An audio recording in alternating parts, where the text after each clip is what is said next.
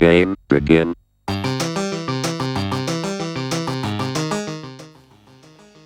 hidey-ho, neighbors. A lot of people have been asking me to do a sort of walkthrough on how I make the gels, so here we go. You're going to have to start by doing some math. First, we want to know the volume of the block that we're going to use. I'm using an FBI standard block, which is 6 by 6 by 16 inches, and that results in 576 cubic inches of fluid. For our purposes, gelatin and water are close enough in density that it's not going to throw off the math, so we're just going to stick with that density, and water is 0.036127 pounds per cubic inch. 576 cubic inches times 0.036127 equals 20.88 pounds total. And of course 20.8 divided by 10 obviously is 2.08. We're making a 10% solution by weight. So if we want 10% of it to be gelatin, that means we divide by 10, right? So we get 2.8 pounds of gelatin, 20.8 from the total minus the 2.8 pounds of gelatin means that we end up with 18.72 pounds of water. So we've got 2.8 pounds gel, 18.72 pounds of water. Here's the key. We want to have really cold water to get it to mix properly. So of course we're going to start off by tearing our container here. And I'm going to not quite fill this with ice. You're going to want enough ice that it makes the water really, really cold, but the ice is going to have to melt because, you can't mix gelatin into a solid. So about thusly. Doesn't have to be perfect. All it needs to be is just enough to cool the water really well. You're going to use cold water anyway from the tap, but this will help get it really cold. And what that does is it keeps the gelatin from clumping up as you're stirring it. So we're going to say, okay, I've got 2.09 pounds.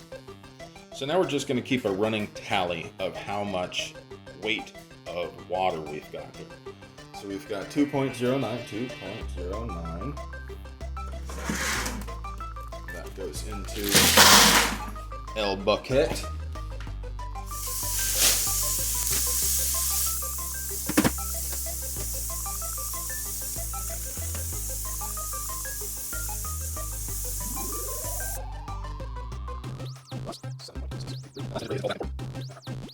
Game over.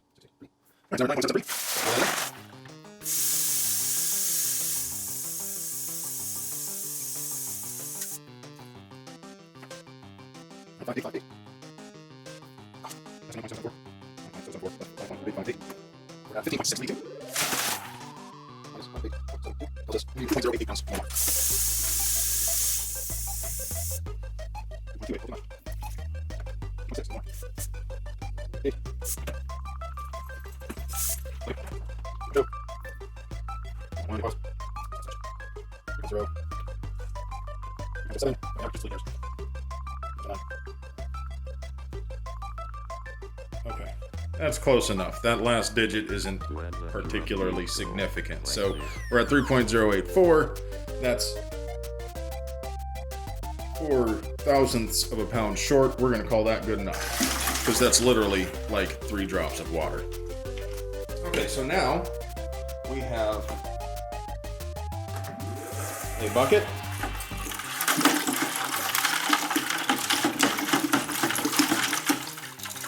And of course,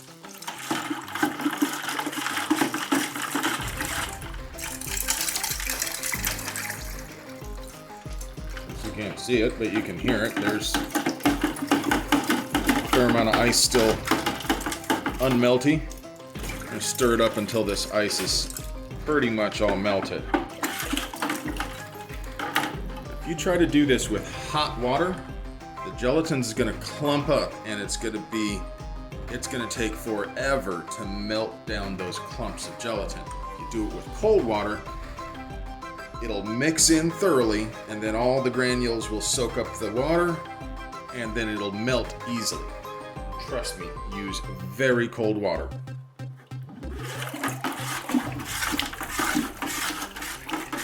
Okay, so that's mostly melty. Stir this again. For our sheet here, we need 2.08 pounds of gel. So that's what we're gonna pour in here.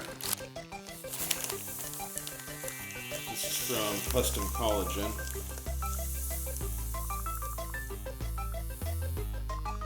Doesn't much matter where you get it, just needs to be 250 bloom.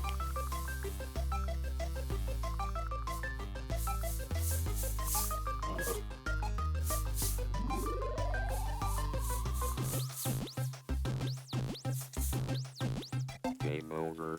There we go. 2.081.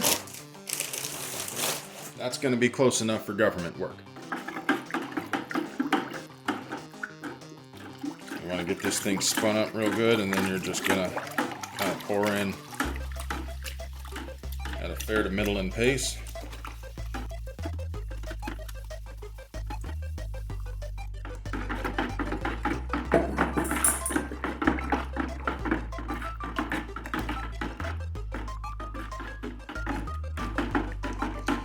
Want to stir until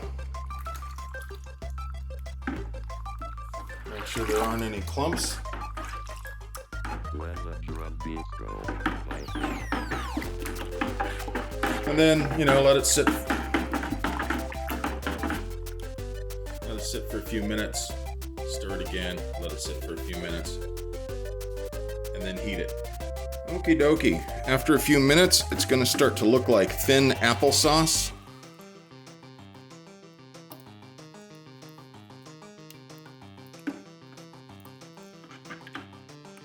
So once it starts to look like this, I'm going to transfer it to the containers that I'll use to heat it up. Personally, I use these handy dandy icing buckets because you can get them at grocery store bakeries for the free. And they happen to be a very convenient size for this. Pour some in there. Move this off to the side. This one.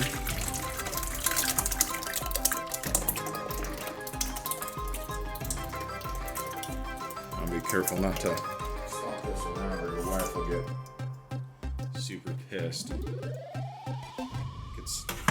As I mentioned, it gets real sticky. Very fine particles too. They get on everything.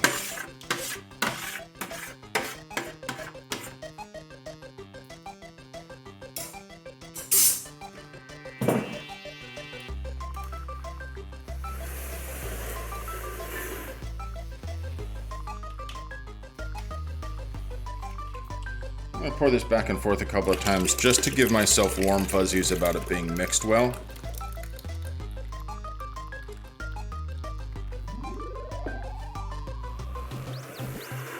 This probably isn't strictly necessary. This is just me being a little overboard.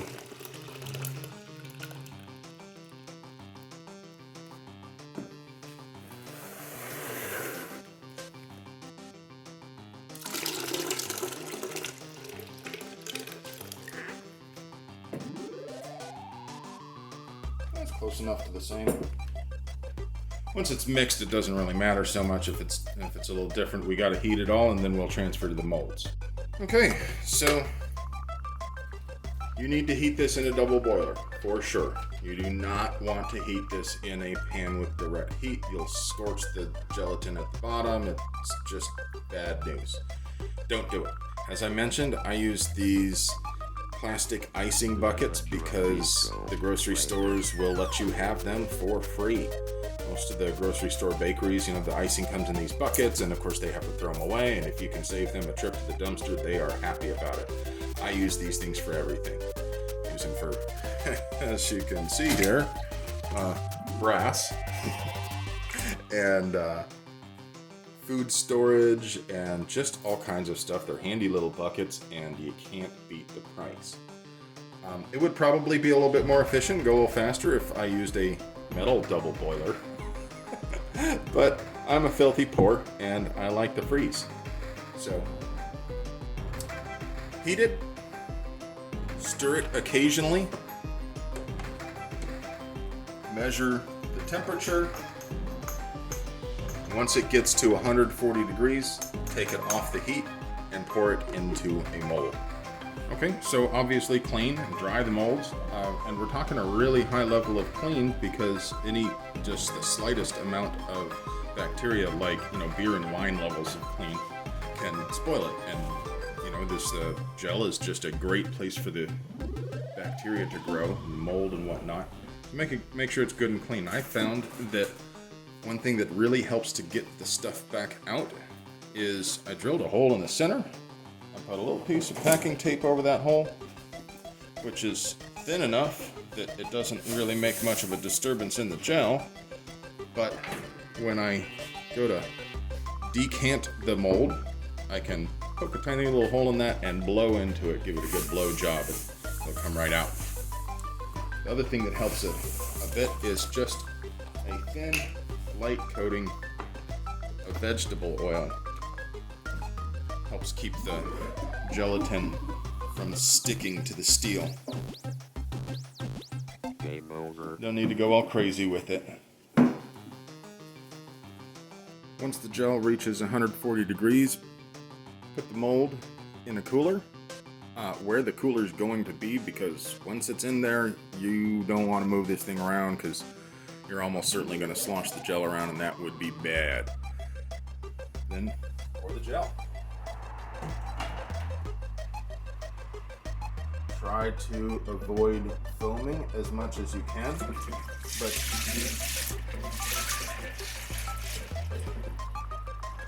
even if you're a cheap ass like me, you can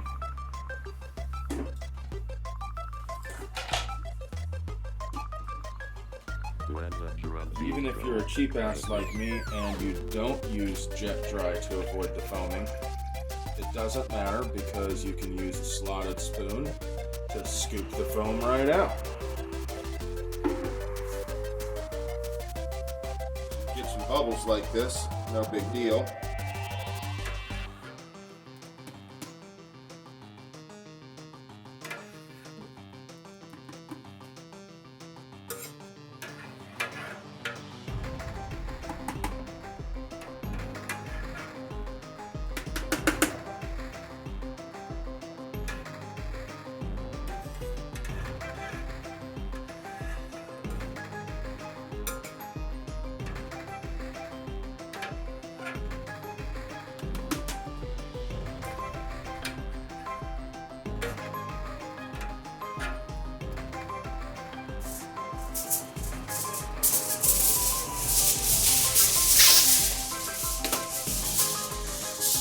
Cover it up with some gelatin.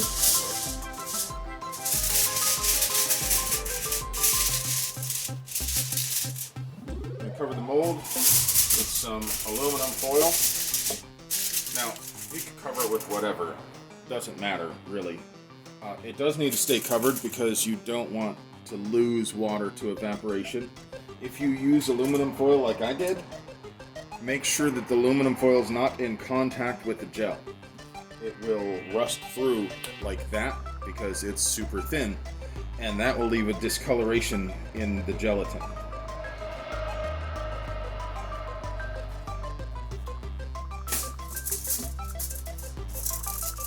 Then we're going to pour some ice in there.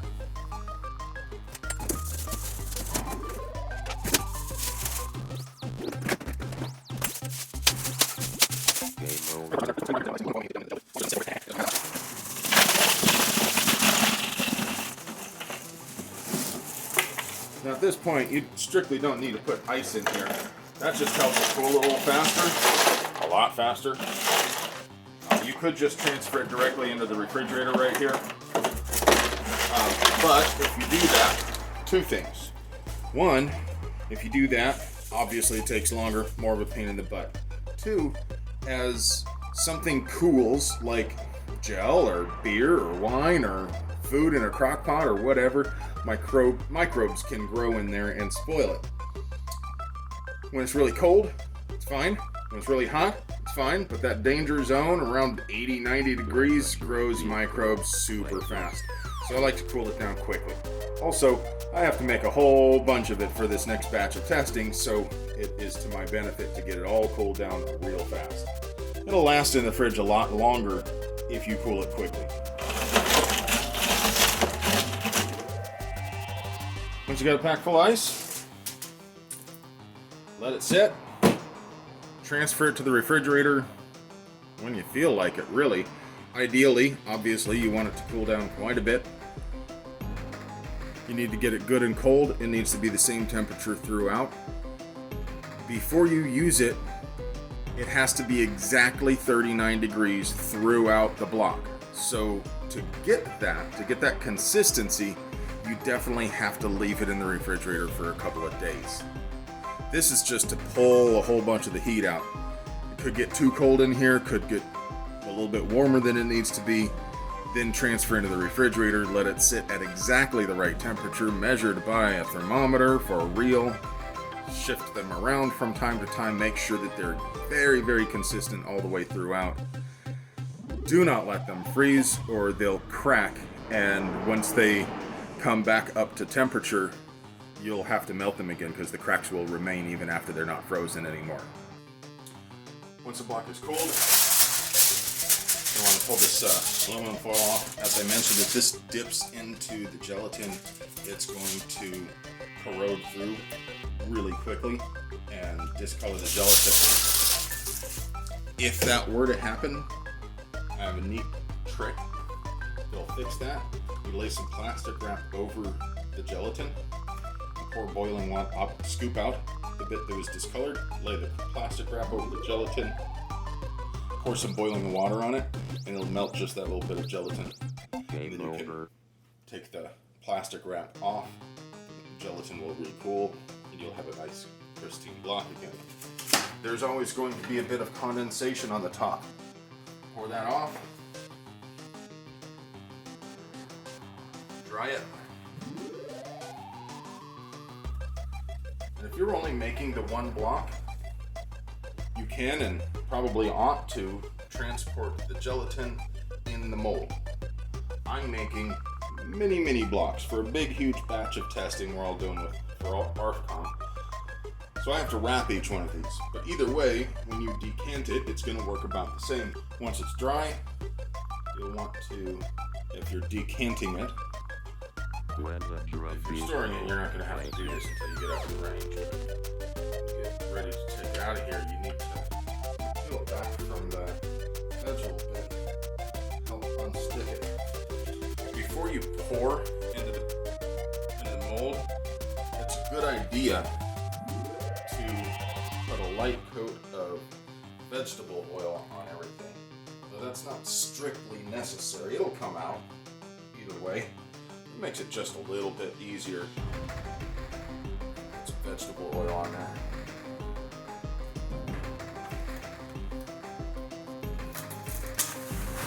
After you get it unstuck, you want to cover it with some plastic wrap. If you're transporting it in the mold, you're still going to want to use plastic wrap while you're storing and transporting instead of the aluminum foil, because again, we don't want the aluminum foil to corrode, but you do have to have something touching the gel to reduce evaporation and contamination with microbes. I'm going to flip this over.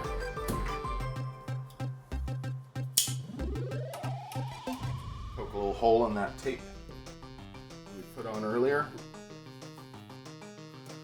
and give it a nice little blow job.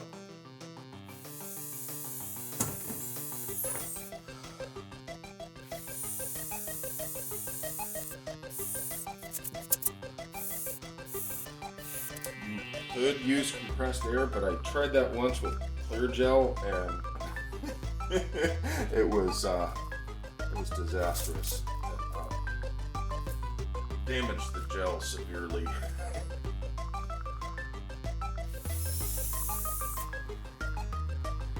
If you're lucky, it'll separate on all sides pretty evenly. And as you blow into it, the mold will just rise up off of it. And all you have to do is just give it take a little bit of the weight off of it, and it'll just cleanly rise up out. Not lucky. Most of the time it'll do like this, where it'll stick on different parts. So you have to kind of lift the mold and blow at the same time. But obviously you want to get the block out without damaging it.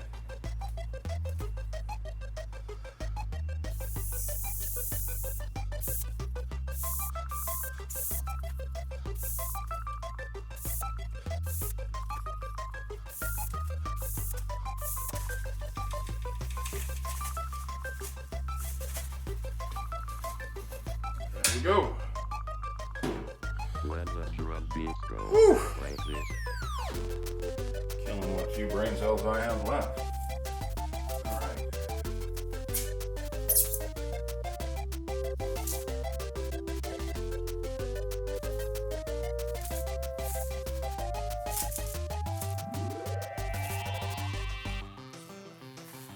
This back a little bit. I don't want it to touch this surface because I haven't really. It's clean, but it's not exactly sterile. And every step along the way to minimize any possibility of contamination. This is, if you guys have made beer or wine before, you'll be familiar with it. It doesn't take much to cause it to spoil. So we want to reduce that as much as possible. I'm just going to gift wrap it. Probably other ways we could cover and protect this, but in my story and I'm sticking to it.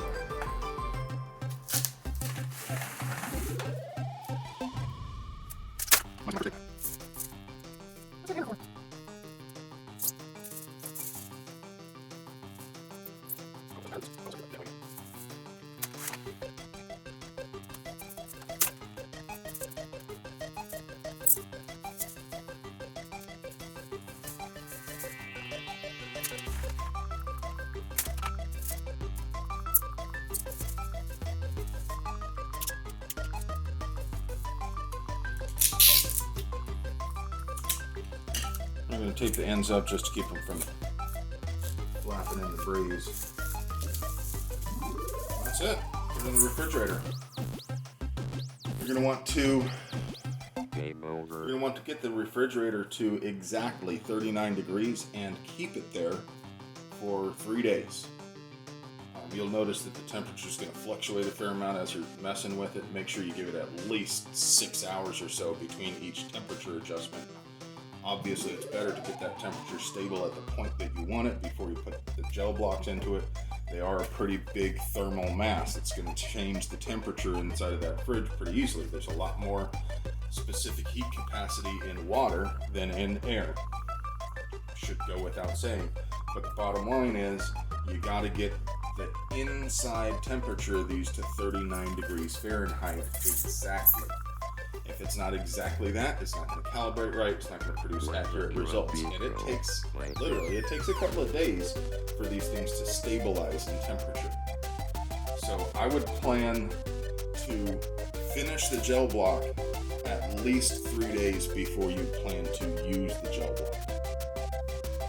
And that's it. Once you get out to the range, you fire a BB gun into it at 590 feet per second, plus or minus 15 feet per second, and you measure the depth of penetration.